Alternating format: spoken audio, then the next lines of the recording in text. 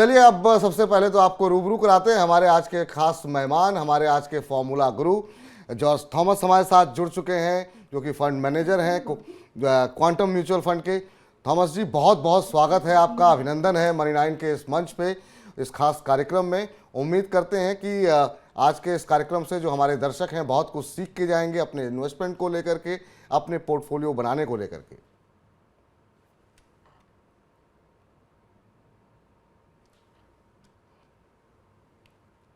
सुन पा रहे हैं आप मुझे? हाँ हाँ, अभी सुनाई आ रहे। जी, सबसे पहला मेरा जो क्वेश्चन होगा सर आपसे थॉमस जी, वो यही होगा कि इधर हम देख रहे हैं कि डोमेस्टिक इन्वेस्टर्स का म्यूचुअल फंड में भरोसा लगातार बढ़ रहा है, और हम देख रहे हैं जो टोटल हाउस होल्ड सेविंग जो है वो घटी है, उसके बावजूद म्यूचुअल फंड में जो इन्वेस्टमेंट है वो 150% के आसपास की बढ़त वहाँ पर देखने को मिल रही है। इसकी मेन रीज़न, इसकी मुख्य वजह आप क्या मानते हैं? और साथ ही साथ ये भी जानना चाहेंगे कि अब चूंकि ब्याज दरें बढ़ रही हैं, तो क्या आपको लगता है कि लोग म्यूचुअल फंड से पैसे निकाल करके जो एफडी है या बाकी जो अब तक एक ट्रेडिशनल जो इन्वेस्टमेंट रहा है लोगों का, उस तरफ जाएंगे, या अभी भी म्यूचुअल फंड पे लोगों का भरोसा बरकरार रहेगा? हाँ, मेरे ख्याल से अभी भी म्यूचुअल फंड पे लोगों का भरोसा है। अभी आप देखेगा तो हाउस होल्ड सेविंग्स का परसेंटेज देखेगा तो अभी 4.8% है इक्विटी में हाउस होल्ड सेविंग्स का। अब 15 साल पहले देखेगा तो वो 3.7% था। उसका वो इंक्रीज का दो तीन मेन चीज है। एक तो लोगों का अवेयरनेस बढ़ गया। वो पिछले 10-15 साल में बहुत सारा एप्लीकेशंस आ गया, ऑनलाइन प्लेटफॉर्म्स आ गया। सो उससे इन्वेस्टमेंट थोड़ा इजी हो गया। और एक क्लिक में और 2 क्लिक में आपको इन्वेस्ट कर सकते हैं। अपना इंडिया का हाउस होल्ड सेविंग्स का ब्रेकअप देखेगा तो ऑलमोस्ट 50% रियल प्रॉपर्टी में ही इन्वेस्ट किया है। पिछली 7-8 साल में 2014-13 से आज तक रियल एस्टेट में काफी रिटर्न तो आया नहीं, एकदम फ्लैटिश ग्रोथ है। तो वो टाइम पे इन्वेस्टर्स को एक ऑल्टरनेट देखना है तो इक्विटी है एक reasonable opportunity which can generate returns above your inflation levels. So इसलिए आप वो धीरे धीरे करके आप थोड़ा एसआईपी का फ्लो भी अभी बढ़ गया। जी। अभी 12,000 करोड़ का ऊपर है।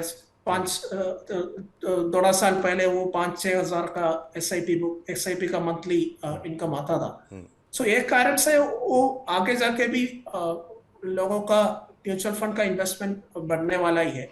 अभी उसका वही है उसका मेजर रिसर्च। ठीक, एक अगला सवाल मैं करूं आपसे, उससे पहले इस पे एक थोड़ा सा एक सप्लीमेंट सवाल ये था कि म्यूचुअल फंड में तो पैसे आ रहे हैं, इक्विटी म्यूचुअल फंड में जो थोड़ी सी गिरावट बीच में देखने को मिली, उसके बाद से इक्विटी म्यूचुअल फंड में अगस्त में भी हमने देखा कि इन्वेस्टमेंट घटी है। क्या रीज़न मान रहे हैं इसके पीछे आप? क्या बाजार से लोग डर रहे हैं? नहीं, थोड़ा फ्लोस तो थोड़ा मॉडरेट हुआ है। वो हमारा वैल्यूएशन के हिसाब से वो वैल्यूएशन ऊपर जाएगा तो लोग थोड़ा कॉशियस हो जाता है, कैश लेवल बढ़ जाता है। वही है रीजन। और ग्लोबल फैक्टर्स थोड़ा मैक्रो इकोनॉमी थोड़ा अनसर्टेनिटी है। लेकिन हम इंडिया का तरफ देखेगा तो पिछली कोविड तक एक 5-6 साल में कॉर्पोरेट अर्निंग साइकिल उतना अच्छा नहीं था। वो ग्रोथ भी बहुत कम था। जीडीपी ग्रोथ 7-8% आ रहा था, लेकिन कंपनीज का ग्रोथ देखेगा तो वो बहुत कम था। सो उसके कारण वो हर 7-8 साल के बाद एक इकोनॉमिक साइकिल हो जाता है। सो एक हमारे हिसाब से एक अगला 4-5 साल अच्छा ग्रोथ लेगा। तो from an economic perspective things are fine, but there are global uncertainties. उसके कारण थोड़ा कैश लेवल्स म्यूचुअल फंड का थोड़ा ज्यादा हो गया। ठीक, अगला अब सवाल अब सीधे सीधे आते हैं, क्योंकि बहुत सारे दर्शक आपको सुन रहे हैं, देख रहे हैं, और सबके सवाल यही है कि इस समय पोर्टफोलियो किस तरीके से बनाएं। एक तरफ हम देख रहे हैं इंटरेस्ट रेट बढ़ रहे हैं, और स्टॉक मार्केट में हम देख रहे हैं कि गिरावट देखने को मिल रही है। अब ऐसे में जो लोग, बहुत लोग सवाल कर रहे हैं कि इक्विटी में निवेश जारी रखें, या निवेश डेट में शिफ्ट कर दें, या बॉन्ड्स में जाएं। अभी की जो सिचुएशन है, अगर एक पोर्टफोलियो बिल्ड करना हो म्यूचुअल फंड के माध्यम से, खाली म्यूचुअल फंड के माध्यम से, तो किस तरह के फंड्स को हमें चुनना चाहिए? आपको पहला ये है आपका रिस्क एपेटाइट के हिसाब से, आपका लॉन्ग टर्म गोल्स के हिसाब से एक एसेट एलोकेशन फ्रेमवर्क बनाना है। आप बहुत ही यंग है, आपका एक लॉन्ग टर्म होराइजन है, आपका गोल्ड 10 साल 20 साल बाद आने वाला है, तो आपको एक इक्विटी हेवी पोर्टफोलियो बनाना पड़ेगा। जी हमारा general invest advice is you can have, if you are a young investor with a lot of time in hand, let's say your goals are 10 years 20 years down the line, एक 80% तक equity में रख सकता है। लेकिन अभी का situation में वो थोड़ा ग्रेजुअली बिल्ड कर सकता है। वही है हमारा बेसिक टेनेट। उसके अलावा आपको एक सेफ्टी रिजर्व होना चाहिए, क्योंकि अनसर्टेनिटीज कभी भी आ सकता है, आपको जॉब लॉस हो सकता है, इकोनॉमी में शॉक्स हो सकता है। वो उसके लिए आपका एक 12 महीने का एक सेफ्टी रिजर्व होना चाहिए, so that your long term asset allocation is quite intact. So वो म्यूचुअल फंड में आपको इन्वेस्ट करना है, तो आप अभी का सिनेरियो में you can gradually build that position. एक अगला 6 महीना में, अगला 12 महीना में एक रेगुलर इन्वेस्टमेंट करके आपको वो इन्वेस्टमेंट रैंप अप कर सकता है। हम एक स्टैटिस्टिक देखेगा तो 2008 का पीक में, before the global financial crisis, वो पीक में इन्वेस्ट करेगा तो आज तक आपको एक 8% के करीब कंपाउंडेड एनुअल रिटर्न मिलता है। अब एकदम बॉटम में इन्वेस्ट करेगा तो आपका रिटर्न एक 15.6 हो जाता है। उसका बीच में एक एवरेज लेवल में करेगा तो आपको 11% कंपाउंडेड रिटर्न मिलता है। सो सबसे best from A return perspective equities offer करता है। सो आप एक स्टैगर्ड मैनर में करेगा तो आपको reasonable return compare to other asset classes मिल जाता है। आपका गोल एकदम नियर टर्म है, 3 साल के अंदर है, तो आपको ज्यादा डेट फंड और फिक्स डिपॉजिट्स में डाल सकते हैं।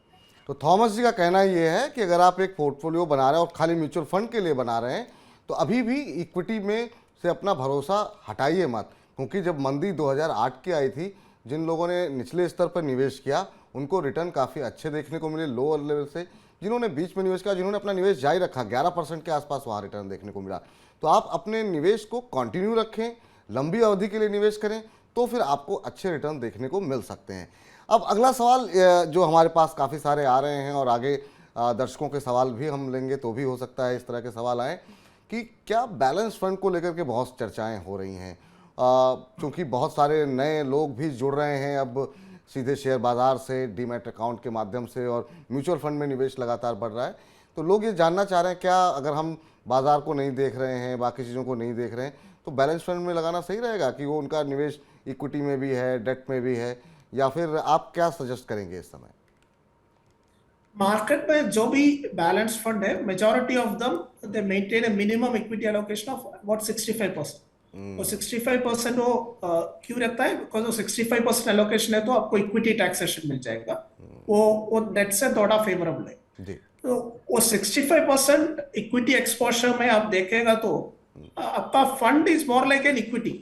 सो इक्विटी का दौड़ा कम रहेगा, वॉलेटिलिटी, फिर भी वॉलेटिलिटी रीजनेबली हाई रहेगा उसमें। और मार्केट फॉल होएगा तो भी 65-70% आपका इक्विटी में एलोकेशन है, so you will see a similar kind of performance even in your balanced fund. आपको थोड़ा कम इक्विटी एलोकेशन रखना है तो बैलेंस्ड फंड कंसिडर कर सकते हैं, नहीं है तो डाइवर्सिफाइड फंड ही अच्छा रहेगा। आपका एसेट एलोकेशन के हिसाब से आपको लेट्स से 80% इक्विटी में डालना है, 20% डेट में डालना है, तो 80% एक इक्विटी म्यूचुअल फंड में डाल सकता है, 20% आपको डेट म्यूचुअल फंड में डाल सकता है। मार्केट में तेजी होने के टाइम पे आपका इक्विटी का पोर्शन है 80 वाला 90 हो जाएगा, वो टाइम पे इक्विटी थोड़ा ट्रिम करके आपको डेट में एलोकेशन ज्यादा कर सकते हैं। तो इस तरीके से आपको एक बैलेंस्ड पोर्टफोलियो मिल जाएगा। तो आपकी सलाह यही है कि मतलब थॉमस जी की, कि अगर आपको बैलेंस फंड में लगाना, और आप इसलिए लगा रहे हैं पैसे क्योंकि आप इक्विटी फंड में नहीं निवेश करना चाह रहे हैं, तो डाइवर्सिफाइड में कीजिए, क्योंकि बैलेंस फंड में बड़ा हिस्सा इक्विटी का ही होता है। तो अगर आपका निवेश घटेगा तो जैसे इक्विटी फंड में घटता है, वैसे बैलेंस फंड का भी निवेश आपका वो कम ही होगा। ये सलाह यहाँ पर निकल के आई है। अगला सवाल एक छोटा सा है, उसके बाद आज का हम गुरु ज्ञान लेंगे आपसे। और सवाल ये है कि अब एक जो खबर जिसने काफ़ी सुर्खियाँ बनाई वो ये है कि एक म्यूचुअल फंड ने, एक एमसी ने न्यूनतम निवेश की जो सीमा थी उसे घटा करके अब 10 रुपये कर दिया है। ज़्यादातर म्यूचुअल फंड 500-1000 रुपये रखते हैं। अब इससे क्या म्यूचुअल फंड के जो बाकी जो कॉम्पिटिटर्स हैं, क्या वो भी इस तरह की स्ट्रेटजी अपनाएंगे कि 100 रुपये, 50 रुपये इस तरह के लोअर लेवल से शुरुआत करने की बात करें, ताकि जो मज़दूर तबका है और जो जो लोग दिहाड़ी मजदूर हैं वो लोग भी बाजार से जुड़ सकें। ओवरऑल एयूएम में कोई बदलाव इससे देख रहे हैं, क्योंकि जिस कंपनी ने लॉन्च किया उनका कहना था नहीं इससे कोई खास बदलाव नहीं होगा एयूएम में, लेकिन हम लोगों से जुड़ना चाहते हैं। ओवरऑल इंडस्ट्री की पिक्चर पे कोई असर पड़ेगा क्या? नहीं, ऐसा ज्यादा कुछ फर्क नहीं आएगा, क्योंकि अपना इंडिया का सेविंग्स पैटर्न आप देखेगा तो ऑन एन एवरेज 30% तक सेविंग्स करता है इंडियंस। तो उसमें भी ज्यादा 500 का मल्टीपल में ही होता है। और वो फ्रीक्वेंसी देखेगा तो जनरली वो मंथली हो जाता है। सिस्टमैटिक इन्वेस्टमेंट प्लान सब करता है तो मंथली फ्रीक्वेंसी हो जाता है। अब एक कुछ डेली फ्रीक्वेंसी में इन्वेस्टमेंट करना है ऐसा कुछ है तो ये 10 रुपये 100 रुपए का मल्टीपल्स में कुछ सेंस बनता है। अभी हमारा ये मंथली फ्रीक्वेंसी में 500 इज ए रीजनेबल मल्टीपल, सो उसमें ज्यादा फर्क नहीं होने वाला है। सो मेरा सेंस तो वही है। कोई बहुत ज्यादा फर्क बट इफ नहीं, बहुत ज्यादा फर्क द इंडस्ट्री शिफ्ट टू 10 रुपए का multiple, of course the industry shift होएगा, बट उससे अपना फ्लोस में ज्यादा फर्क नहीं होना चाहिए। तो फ्लोस पे फर्क नहीं पड़ेगा। हाँ, हो सकता है कि बहुत सारे बाकी जो एमसीज हैं वो भी इस तरह की योजनाएं लोगों को आकर्षित करने के लिए, लोगों को जोड़ने के लिए लॉन्च कर सकती हैं, ताकि जो स्टूडेंट हैं, बाकी बच्चे हैं, उनके लिए भी माता पिता उनको इनकरेज कर सकें। फाइनेंशियल प्लानिंग कैसी होती है, 150 रुपये से वो शुरू कर सकते हैं। तो सवाल जवाब का सिलसिला शुरू करें उससे पहले अपने दर्शकों को बता दें कि अगर आपका भी है निवेश से जुड़ा कोई भी सवाल, आज हम म्यूचुअल फंड पे चर्चा कर रहे हैं, लेकिन फॉर्मूला गुरु पे हम गोल्ड पे भी चर्चा करते हैं, हम इक्विटी पे भी चर्चा करते हैं। तो अपने इन्वेस्टमेंट से जुड़ा कोई भी सवाल हो तो FG यानी फॉर्मूला गुरु लिखें, सवाल लिखें, नाम और शहर का नाम लिखें और हमें हमारे व्हाट्सएप नंबर पे मैसेज कर दें 9311218774 पर। इसके अलावा आपके पास ऑप्शन है ईमेल के जरिए भी सवाल पूछने का। money9query@tv9.com पे आप अपना सवाल भेज सकते हैं हमें, लेकिन अगर आप मेल के जरिए सवाल पूछ रहे हैं तो अपना मोबाइल नंबर ज़रूर लिख दें, ताकि अगर आपका सवाल अधूरा है तो हम आपको फ़ोन करके आपसे विस्तृत जानकारी आपके प्रश्न की ले लें। सवाल जब भी भेजें थोड़े विस्तार से भेजें। अब हमारे साथ पहले दर्शक जुड़ चुके हैं। MS यादव जी हमारे साथ मौजूद हैं, फतेहपुर से हैं यादव जी। यादव जी नमस्कार। नमस्कार सर, कैसे हैं सर आप? हम बहुत अच्छे हैं यादव जी, आप बताइए आपका सवाल क्या है और आपको मनी 9 के कार्यक्रम कैसे लग रहे हैं? सर बहुत अच्छे लग रहे हैं। मैंने आपका ऐप भी डाउनलोड कर रखा है, तो बहुत काफी चीजें मुझे समझने में आसानी होती है। धन्यवाद सर जी। क्या सवाल? सर जी मैं म्यूचुअल फंड के 6 शेयर ले रखा हूँ, जी जी और जिसमें पर महीने में 2500 रुपए SIP करता हूँ। ठीक है। तो उसके बारे में जानकारी जानना चाहिए था सर, किसमें कंटिन्यू करना चाहिए या कुछ चेंजेस करना चाहिए? आपने कोई टारगेट रखा है? हाँ सर, एटलीस्ट 5 करोड़ का टारगेट है मेरा। टाइम की कोई बाउंडेशन नहीं है, 5 कम से कम 15 साल तक। अच्छा, 5 करोड़ का टारगेट है आपका? जी सर। 15 साल में 5 करोड़।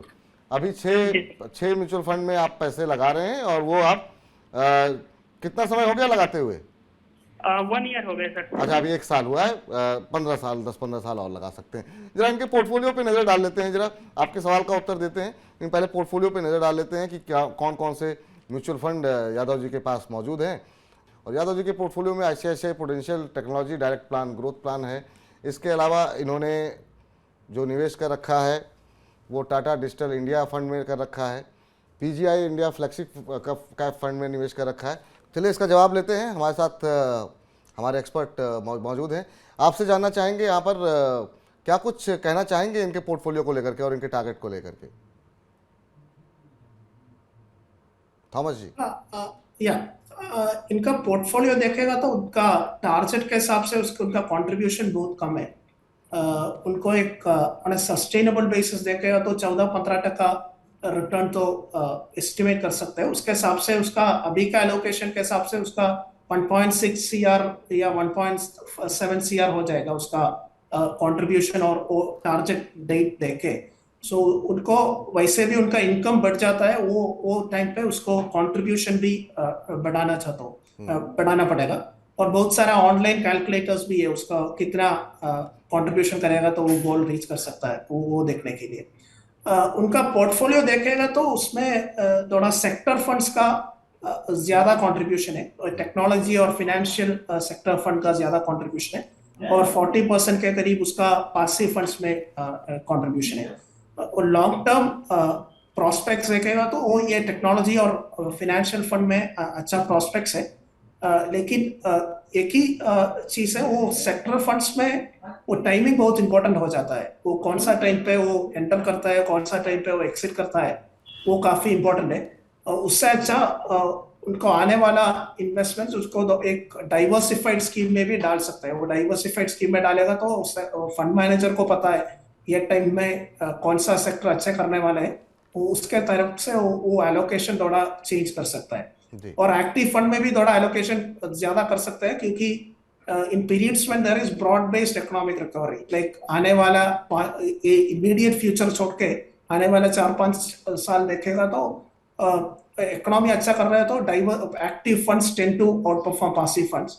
उसके हिसाब से थोड़ा एक्टिव फंड का प्रोपोर्शन भी ज्यादा हो सकता है। एक्टिव फंड आपको थोड़े बढ़ाने पड़ेंगे और जो निवेश आप कर रहे हैं उसको थोड़ा बढ़ाइए, तभी आप अपने लक्ष्य को पूरा कर सकते हैं। अभी के पोर्टफोलियो के हिसाब से 1.5 करोड़ के आसपास की रकम आपके पास, 1.5-2 करोड़ के आसपास की रकम इकट्ठा हो सकती है। रविंद्र कनौजिया जी अब हमारे साथ जुड़े हैं गाजियाबाद से। रविंद्र जी नमस्कार। चलिए, लगता है रविंद्र जी से संपर्क हमारा टूट गया है, लेकिन इनका सवाल हमारे पास मौजूद है और इन्होंने भेजा है हमें कि इनकी उम्र 41 साल है और इन्होंने 5 फंड इन्होंने भी ले रखे हैं, जिसमें हर फंड में ये 2000 रुपये की SIP कर रहे हैं। अब ये जानना चाहते हैं, मेरे निवेश को 5 साल हो गए हैं और ये 10 साल तक और चलाना चाहते हैं, यानी कुल 15 साल तक के लिए निवेश करना चाहते हैं। आपसे थॉमस जी समझना चाह रहे हैं क्या इनका इन्वेस्टमेंट सही है या नहीं। उससे पहले जरा हम इनके पोर्टफोलियो पर नज़र डाल लेते हैं कि इनके पास कौन कौन से म्यूचुअल फंड में ये पैसे लगा रहे हैं। तो इनके पास IDFC निफ्टी फंड इन्होंने ले रखा है। इसके अलावा हम देख रहे हैं ICICI निफ्टी नेक्स्ट 50 फंड इन्होंने ले रखा है। HDFC का मिड कैप फंड है। निपॉन का एक टैक्स सेवर फंड भी ले रखा है। ये वो स्मॉल कैप फंड में भी ये 2000 रुपये लगा रहे हैं। अब इसमें क्या कुछ एलोकेशन में बदलाव करने की सलाह देंगे, क्योंकि इन्होंने सब में 2-2 हज़ार रुपये ही लगाए हैं। क्या स्मॉल कैप में क्वांटिटी बढ़ानी चाहिए या कुछ और फंड ऐड करनी चाहिए, क्या कुछ सजेशन रहेगा आपका? नहीं, मेरे हिसाब से इसका एलोकेशन तो एकदम बैलेंस्ड है। वो लार्ज कैप पे ऑलमोस्ट 40% एलोकेशन है, वो निफ्टी इंडेक्स फंड और निफ्टी 50 इंडेक्स फंड मिला के। और टैक्स सेवर फंड भी मेरे ख्याल से लार्जली लार्ज कैप ही रहेगा। वो स्मॉल कैप मिड कैप में भी उसका एक्सपोजर है। 5 फंड तो एक रीजनेबल नंबर है, और उसका लार्ज मिड और स्मॉल में भी उसका एक्सपोजर है। सो मेरे तरफ से उसका एलोकेशन ठीक चल रहा है, उसमें ज्यादा ट्वीक करने का जरूरत नहीं है। तो कोई सजेशन इनके लिए? अभी आप ये कह रहे हैं कि इनका जो लक्ष्य इन्होंने रखा हुआ है, क्या इनको अपनी SIP बढ़ानी चाहिए या जितना है उतना काफ़ी है, 2-2 हज़ार रुपये डाल रहे हैं? नहीं, उसका एक क्वांटम तो बताया नहीं, वो कितना गोल्ड अमाउंट है, उसके हिसाब से वो थोड़ा वेरीफाई करना पड़ेगा। तो उनका एक मेरे ख्याल से 14-15% रिटर्न पकड़ के what ever is is time horizon left, उसके हिसाब से थोड़ा उनको एनालाइज करना पड़ेगा। वो गोल एग्जैक्टली दिया नहीं है, इसलिए कमेंट नहीं कर पाया।